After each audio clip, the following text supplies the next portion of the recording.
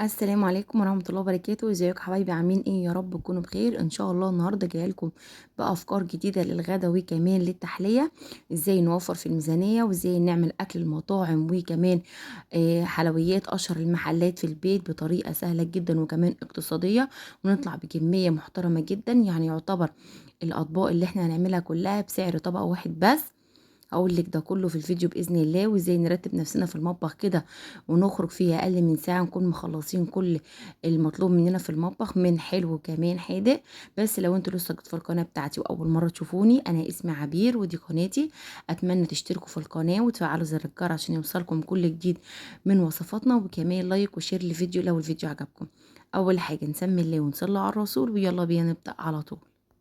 قبل ما ابدا الفيديو بتاعنا انا احب اشكر كل واحد دخل اشترك في القناه وكمان دعمني بلايك وكومنت كويس.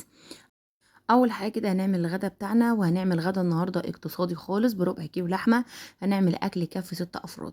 اول حاجه انا معايا كده ربع كيلو من اللحمه، كوبايه من فول الصويا، كوبايه من بتاعه الشاي، او معايا كمان بضايه ومعلقه من الدقيق، ربع معلقه من البابريكا، وربع معلقه من الحبهان، نص معلقه من الفلفل الاسمر، نص معلقه من الملح، نص معلقه من توابل اللحمه، كمان ربع معلقه من القرفه، وكمان ربع معلقه من الحبان المطحون. وطبعا لو ما فيش اي مكون من المكونات بتاعتنا ديت بتاعه التوابل، تقدر تضيف اي توابل موجوده عندك.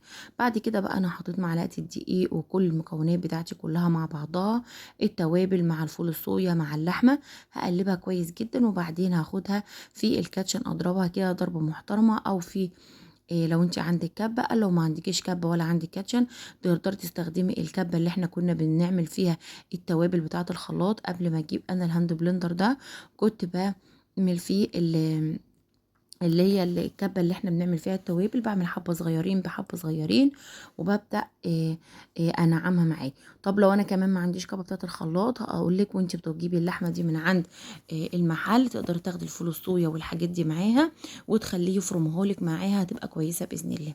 هتقولي لي طب انت ما ضفتيش لا بصل ولا اي حاجه؟ هقول لك علشان خاطر احنا هنضيف البصل وكل حاجه، بس مش في المرحله ديت، هقولها لك كمان شويه. بعد ما ضربناها بقى كويس جدا واستمغت كلها مع بعضها كده، هنبدأ دلوقتي بقى ايه، ننزلها كده في طبق ونسيبها تستريح حوالي 5 دقايق. كمان بتبقى دافية كده منها، وهنيجي نصبحها تلاقيها طرية معانا. وبعدين هنبدأ نكورها كور صغيرة. اكيد دلوقتي كلكم عرفتوا هنعمل ايه النهارده، هنعمل كفتة داوود باشا. وانا ما ضفتش هنا البصل ولا الخضار اللي احنا بنحطه في الكفتة، علشان خاطر انا بضيفه في الاخر في الصلصة. لو انا مش هعمل صلصة بصل، كنت ضفت بصل في قلب وبقدونس في قلب الكفتة، لكن اللي انا هضيف عشان ما تبقاش تقيلة قوي كده وتتعبنا، فانا حبيت اعملها خفيفة. ونسيت اقول له كمان ان احنا ضفنا نص معلقه بصل بودره ونص معلقه توم بودره كمان في الخلطه بتاعتنا.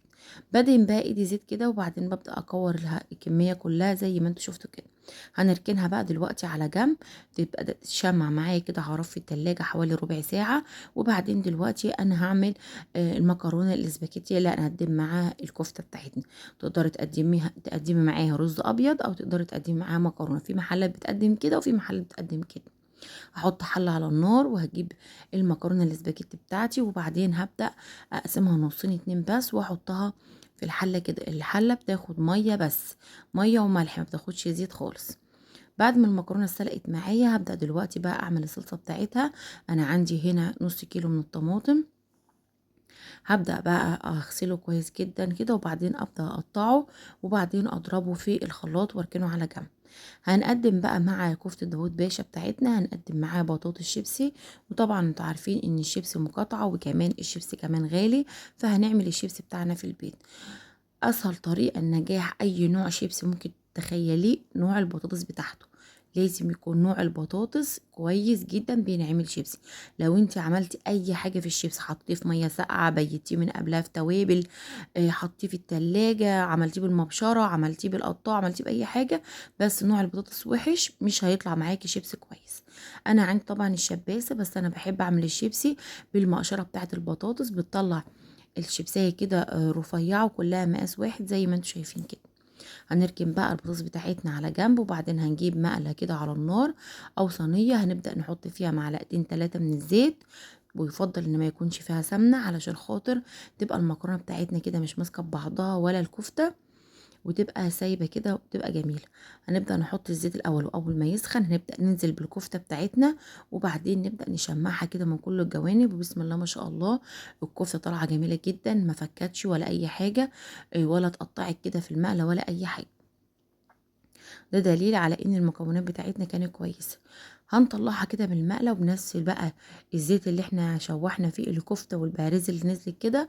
هنبدأ ننزل على طول ببصلة كده متوسطة متقطعة صغير، وبعدين هنبدأ ننزل كمان بمعلقة صغيرة من الثوم. اللي ما بيحبش البصل في المكرونه يقدر يستخدم توم بس، واللي ما بيحبش التوم يقدر يستخدم بصل بس، واللي بيحبهم الاتنين يقدر يستخدمهم الاتنين.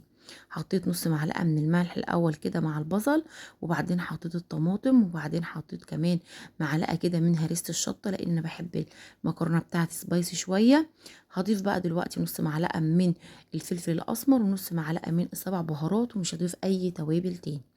انا حاطه توابل في الكفته، وحاطه كمان دلوقتي طعمت الصلصه بتاعتنا فاصبحت جاهزه.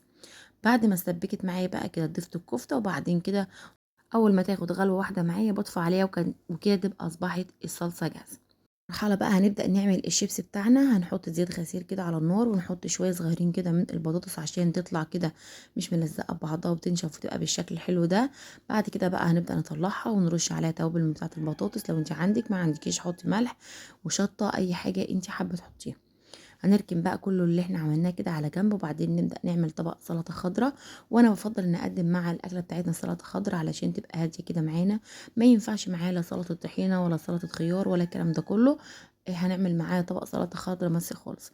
انا كان عندي طماطم وفلفل، وكمان حبيت احط لها بصل كده جوليان، وعندي هنا شبت وكزبرة وليمون، واحط لها كمان نص قرن فلفل حامي كده بس صغنن هقطعه تقطيعه صغيره كده زي ما انتوا شايفين، او لو حابين تقطعوها باي شكل انتوا حابين. طبعا لو احنا رتبنا نفسنا في المطبخ كده بنفس الترتيب اللي انا عاملاه، باذن الله في اقل وقت هنطلع بالغدا بتاعنا خلصان، ومش هنقف كتير في المطبخ ولا اي حاجه. بعد كده بقى انا كان عندي هنا جزر في الفريزر كنت بشراه كده، ضفته وحطيت كمان نص معلقه من الملح ونص معلقه صغيره من السبع بهارات، وعصرت كمان الليمون. وكده بقى اصبحت السلطه بتاعتنا جاهزه، وده كان اخر طبق معانا. كده بقى هنقدم الغدا بتاعنا خلاص خلص. حابه تقلبي الصلصه كده على كفته كله على بعضه براحتك خالص، حابه تقدميها زي ما انا هقدمها كده مفيش مشكله. انا بحط كده كميه من المكرونه، وبعدين عليها معلقه كبيره من الصلصه، وبحط مقدار الكفته لكل واحد. طبعا الكبير ما بياكلش زي الصغير، لو انت عندك اطفال هتديهم مثلا كورتين او ثلاثه من الكفته ديت. لو انت مثلا كبيره وزوجك كبير هتبداي تقدمي مثلا كل واحد 4 أو 5 قطع من الكفتة. أنا الأكل ده عمل لي غدا 6 أفراد.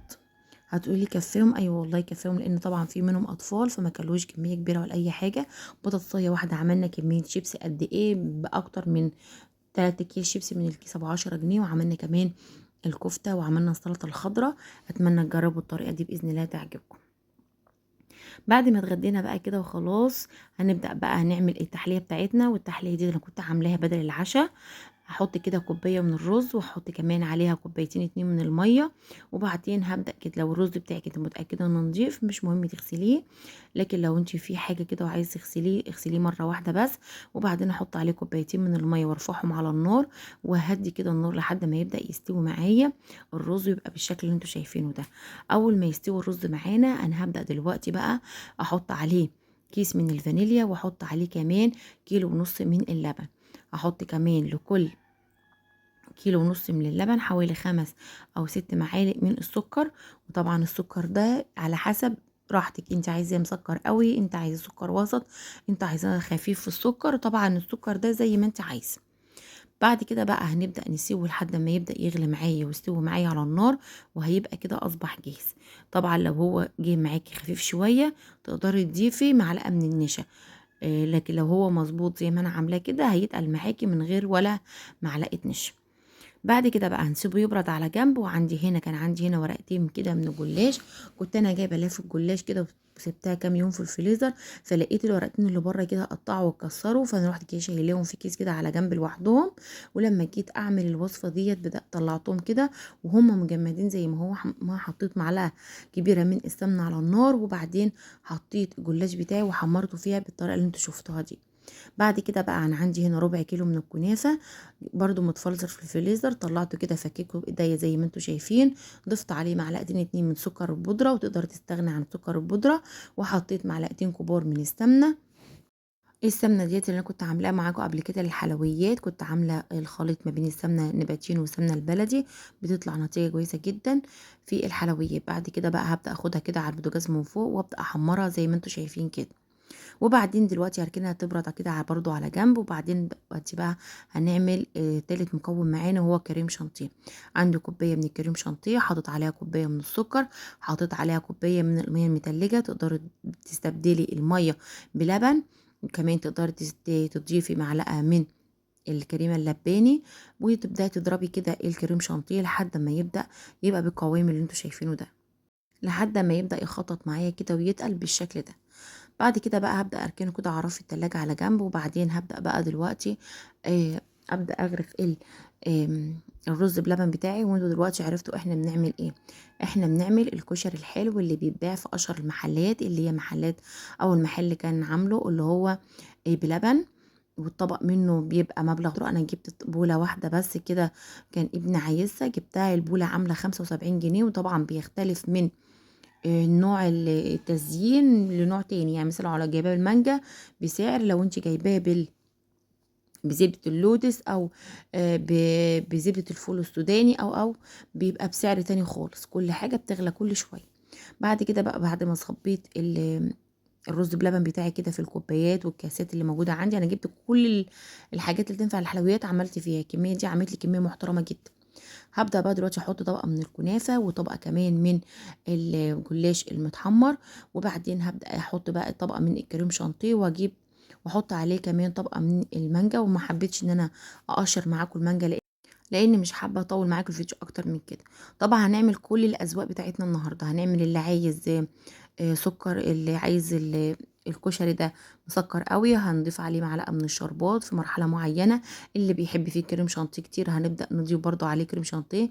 يعني انا هنا ضفت شربات، الطبقين دول كنت عايزاهم مسكرين، فضفت على الجلاش المحمر ده شربات. وبعدين حطيت كمان طبقه من الكنافه. وبعدين دلوقتي بقى احط طبقه من المانجا، وهقلل فيه الكريم شانتيه. هنعمل برضو بالمكسرات. برضو نفس الطبقات كده زي ما انتوا عايزين، بس هنحط لها مكسرات. هنحط بس طبقه صغننه كده من الكريم شانتيه زي ما انتوا شايفين كده. اللي اللي عايز الطبق ده عايزه الكريم شانتيه بتاعه خفيف. بعد كده بقى عندي هنا عايز طبق بالمكسرات، وطبعا الطبق ده انا بحبه جدا. كان عندي هنا مبشور وزبيب كده وسوداني.